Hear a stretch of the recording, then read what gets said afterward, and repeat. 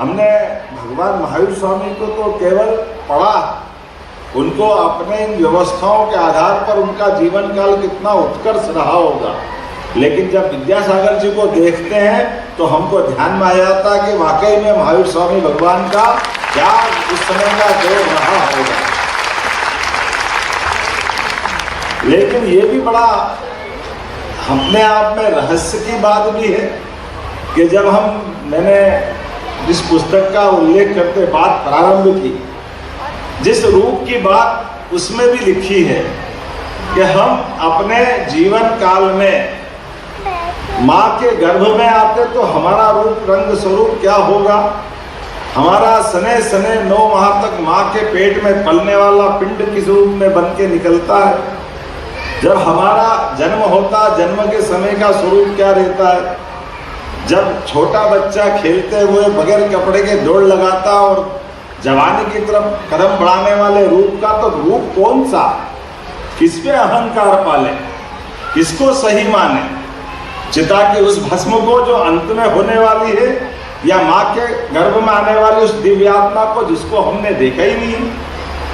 हमारा अपना जीवन का कितना अलग प्रकार का प्रसंग है। हम बहुत छोटे से उदाहरण से हम अगर उसको समझने चाहेंगे कि जल से बर्फ तो बनता है, लेकिन जल से बनने वाले बर्फ में एक बार बर्फ जब बन जाता है तो जल का कहीं पता नहीं चलता जल कहाँ गया। लेकिन जैसे ही बर्फ पिघलेगा फिर जल को खोजने की जरूरत नहीं, फिर बर्फ खोजते जाओगे, समय निकल जाएगा, पता ही नहीं चलेगा। ये जीवन की हमारी रहस्य की सरल परिभाषा के माध्यम से हम समझ सकते हैं। और जब इस मार्ग पे चलते हैं तो सच्चे अर्थों में हम जब अपने जीवन के विविध आकर्षणों की तरफ लालायित होते हैं तो हमको अपने ऐसे पुण्य श्लोक पवित्र आत्माओं के दर्शन के, उनके मार्गदर्शन की आवश्यकता होती है, जो सच्चे अर्थों में एक तरफ आकर्षण एक तरफ विकर्षण, कर्म और अकर्म के बीच सत्कर्मों की तरफ ले जाते हैं। ये हमारे लिए आज के हमारे जो जिनका 38वां दीक्षांत समारोह है, ऐसे ही मुनि वृंद की आवश्यकता पड़ती है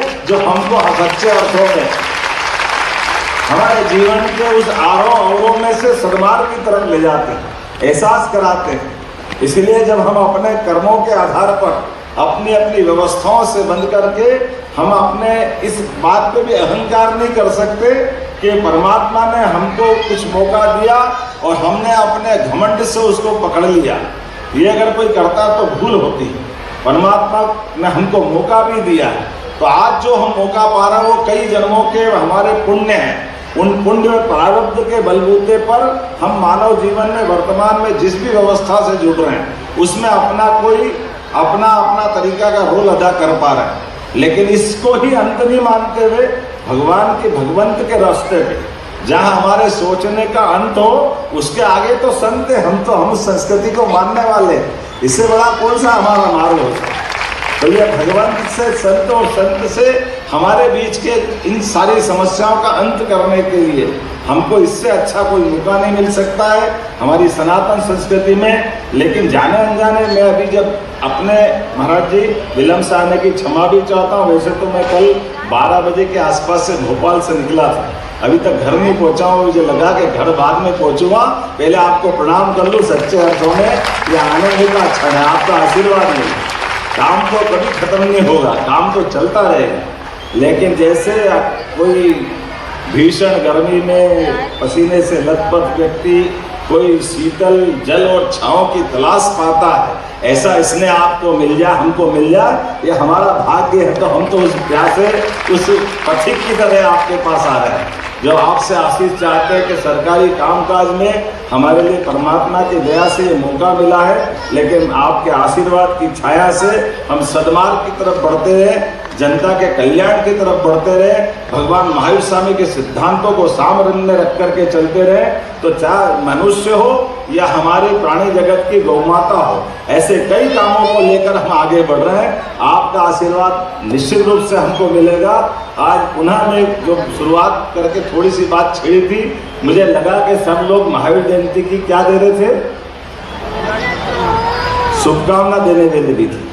तो मैंने कहा था कि हमारे ये जो त्योहार है, इन त्योहारों पे शुभकामना नहीं लगती, ये मंगल कामना लगती है, मंगल तिथियां जिसके कारण से उसका आनंद हमको एहसास होता है। हमारे लिए ये जो कहीं जाने अनजाने हमारी हिंदी की और संस्कृत की तो बहुत बड़ी समृद्ध परंपरा है। शुभकामना, कोई क्षणिक कोई चीज़ हो तो शुभकामना होगी, किसी का इंटरव्यू हो, किसी को कोई ऐसे ही जाने के लिए मौका मिल रहा तो शुभकामना हो जाएगी। लेकिन जो मंगल तिथियाँ उसका तो ग्रह नक्षत्र के आधार पर परमात्मा वो तिथियाँ लिखता है, तो वो मंगल तिथियों के आनंद अलग रहते हैं। उसके बाद हमको मिला तो हमको मंगल कामना का आनंद लेना पड़ता है। और ऐसे ही जब ये तिथियाँ भी अपने लिए कहीं जाने अनजाने हमसे कह देते कि अतिथि मतलब जिसके आने की तिथि नहीं, ये भी थोड़ा सा महाराज जी मेरी थोड़ी जानकारी है कि अतिथि के आने से चाहे जब आ जाए तो अतिथि नहीं, जिसके आने से तिथि धन्य हो जाए वो अतिथि है, वो आनंद हमको मिलता है। ये हम उस गौरवशाली परंपरा के लोग। मैं आज के इस अवसर पर पुनः मध्य प्रदेश सरकार की ओर से आपका वंदन करता हूँ, अभिनंदन करता हूँ। यहाँ अध्यक्ष मनोज जैन बांगड़ जी, मनोज आर्यन मंत्री जी, सभी माननीय जितने पदाधिकारी, आपका अभिनंदन है। जिनने सब कुछ छोड़ दिया उनके सामने आप दुपट्टे पे दुपट्टे गिनाए जा रहे हो, टोपी पे टोपी गिनाए जा रहे हो। मेरे को समझ में नहीं आया क्या ये आखिर परीक्षा किसकी हो रही है और हम किसको दिखाना चाहते जो सब कुछ छोड़ के हमारे लिए हमारा मार्ग प्रशस्त करने के लिए आए हैं। सच में ये आकर्षण हमारे लिए क्षणिक है। निश्चित रूप से आपके आशीर्वाद से मनुष्य जगत की, चराचर जगत की, प्रकृति की, यत् पिंडे तत् ब्रह्मांडे, हम जैसा पिंड वैसा ब्रह्मांड है। हम सबके प्रति सद्भावना रखते हुए सद्मार्ग की तरफ चलते जाए। ये आशीर्वाद सदैव आपका हमको मिलता है। मैं पुनः आपको भी बधाई देता हूँ महाराज जी। 38वां आज आपका दीक्षांत समारोह है। अगले 16 दिन में हम आपको इसी प्रकार से पाते हैं और आपका आशीर्वाद हमको मिलता है। परमात्मा ये मौका हमको दे। पुनः मैं आपको आज के इस अवसर पर नमस्ते कहते हुए आग्रह के साथ मैं मुख्यमंत्री निवास में भी आप पधारेंगे तो आपका अभिनंदन करूँगा, आपका वंदन करूँगा।